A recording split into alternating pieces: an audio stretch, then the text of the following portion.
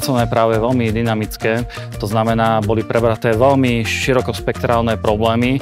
Ja dúfam teda, že tieto konferencie budú pokračovať aj v ďalších rokoch a naozaj to zloženie účastníkov zabezpečí vysokú kvalitu.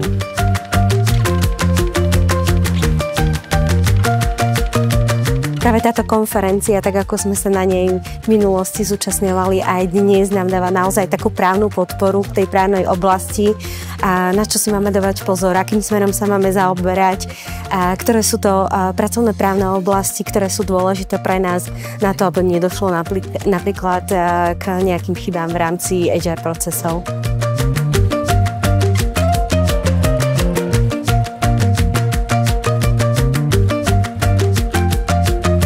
Ja veľmi oceňujem tieto aktivity, naozaj veľký počet účastníkov fyzicky aj virtuálne, veľmi zaujímavé témy, trocha drsné súboje, ktoré sa mne osobne páčili, výmena, konfrontácia naozaj názorov z pohľadu zamestnávateľov, z pohľadu inšpekcie práce.